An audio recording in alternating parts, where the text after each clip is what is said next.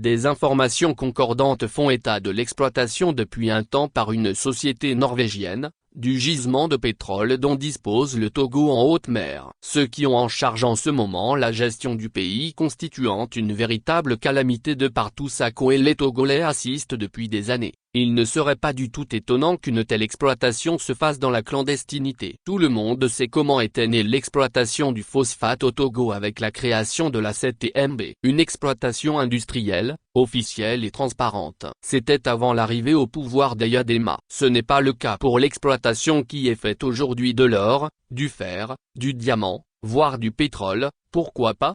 Sous lui et plus tard sous son rejeton, sans nul doute.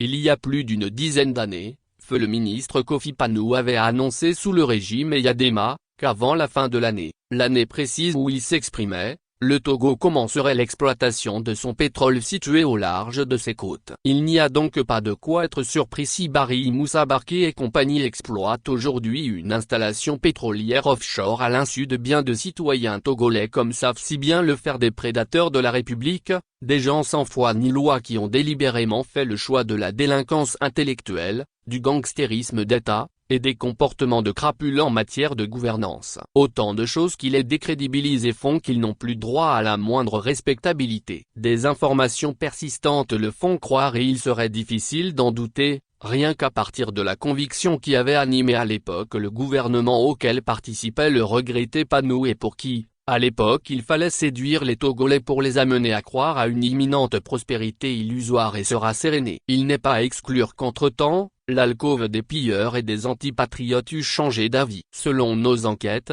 2 résidences de la Caisse à Lomé qui n'ont que l'aspect de maisons d'habitation sans aucune inscription, serviraient de bureau à cette entreprise extractive. À la fin de chaque semaine et plus précisément, chaque dimanche, les techniciens norvégiens, indiens et autres y rencontreraient le ministre Barké pour lui présenter le point de la semaine. Cette affaire est à suivre de très près. Extrait de l'article du journal La Nouvelle N-0002 du 15 mai au 15 juin 2012.